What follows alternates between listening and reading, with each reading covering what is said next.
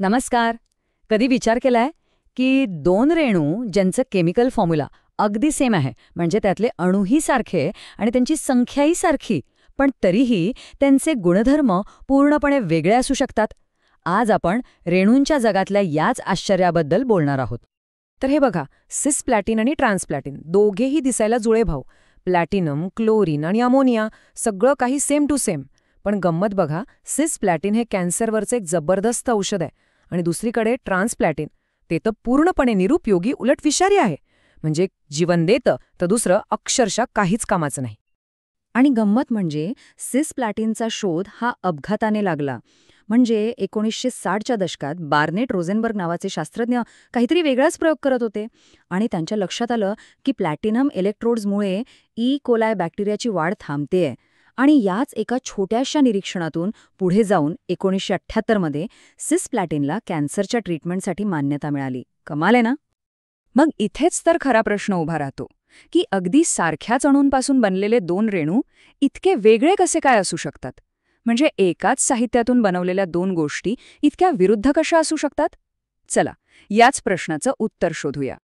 या सगळ्या रहस्याचं उत्तर एका शब्दात दडले, आणि तो शब्द आहे आयसोमर्स. तर मग आता आपण याच संकल्पनेच्या मुळाशी जाऊया आणि समजून घेऊया की सारखे असूनही वेगळे असण्याचा नेमका अर्थ काय होतो. आयसोमर्स सोप्या भाषेत सांगायचं तर अशी कंपाऊंड्स ज्यांचा मॉलिक्युलर फॉर्म्युला एकसारखा असतो. म्हणजे कोणते अणू आहेत आणि किती आहेत हे सगळं सेम, पण पण अवकाशात त्या अणूंची जी मांडणी असते ना, ती वेगळी असते. अगदी सोपं उदाहरण द्यायचं झालं तर बिल्डिंग बांधायचं मटेरियल तेच आहे, पण त्याचं डिझाईन मात्र पूर्णपणे वेगळं आहे. तर आयसोमर्समध्ये मुख्यत्वे दोन प्रकार पडतात. पहिलं म्हणजे स्ट्रक्चरल आयसोमर्स. इथे काय होतं की अणू जोडले जाण्याचा क्रमच वेगळा असतो. समजा घरातलं वायरिंगच वेगळं केलंय. आणि दुसरा कुटुंब आहे स्टिरिओ आयसोमर्स. इथे अणू जोडण्याचा क्रम तोच असतो, पण त्यांची 3D स्पेसमध्ये जी मांडणी असते ना, ती वेगळी असते. म्हणजे आकारच वेगळा असतो. चला तर मग आधी बघूया स्ट्रक्चरल आयसोमर्स. हा सगळा जोडणीचा खेळ आहे. म्हणजे जेव्हा अणूंचा वायरिंगच बदलतं तेव्हा काय होतं ते पाहूया. ओके, तर स्ट्रक्चरल आयसोमर्समध्ये 3 उपप्रकार आहेत. पण हे समजून घेण्याआधी एक छोटासा शब्द लक्षात ठेवूया, लिगॅंड. लिगॅंड म्हणजे काय? तर एक असा रेणू किंवा आयन जो मधल्या मेटल ॲटमला चिकटून असतो. आता बघा, पहिला प्रकार आहे आयोनायझेशन. इथे काय होतंय, एका रेणूत ब्रोमाइड लिगॅंड आत आहे आणि क्लोराईड बाहेर. तर त्याच्या आयसोमरमध्ये बरोबर उलटं, क्लोराईड आत आणि ब्रोमाइड बाहेर, जागा बदलली. दुसरा प्रकार आहे कोऑर्डिनेशन. इथे तर दोन मेटल्समधल्या लिगॅंड्सचीच अदलाबदल होते. आणि तिसरा लिंकेज. इथे लिगॅंड तोच राहतो, पण तो मेटलला वेगळ्या ॲटमने जोडला जातो. आता बघा, लिंकेज आयसोमर्सची गंमत. हे घडतात ॲम्बिडेक्स्ट्रस लिगॅंड्समुळे. ॲम्बिडेक्स्ट्रस म्हणजे काय? तर जे दोन्ही हाताने काम करू शकतात. उदाहरणार्थ नायट्राइट आयॉन. हा मेटलला एक तर नायट्रोजन ॲटमने चिकटू शकतो किंवा ऑक्सिजन ॲटमने. म्हणजे एकाच लिगॅंडचे दोन वेगवेगळे कनेक्शन पॉइंट्स, आणि त्यामुळेच तयार होतात दोन वेगवेगळे आयसोमर्स. बरं, हे झालं स्ट्रक्चरल आयसोमर्सबद्दल. आता दुसऱ्या मोठ्या कुटुंबाकडे वळूया, स्टिरिओ आयसोमर्स. इथे कनेक्शन सेम असतं. हा सगळा मामला रचनेचा आहे, जेव्हा 3D आकारच सर्व काही ठरवतो. यामधला पहिला उपप्रकार म्हणजे जॉमेट्रिक आयसोमर्स. इथे फक्त सापेक्ष स्थिती महत्वाची असते. 2 शब्द लक्षात ठेवा. सिस म्हणजे शेजारी आणि ट्रान्स म्हणजे एकमेकांच्या विरुद्ध बाजूस. आणि हो, हेच 2 शब्द आपल्या सिस प्लॅटिनच्या रहस्याची किल्ली आहेत. हे बघा, हे आहे आपलं सिस प्लॅटिन. यात 2 क्लोराईड लिगॅंड्स एकाच बाजूला आहेत, म्हणजे सिस पोझिशनमध्ये.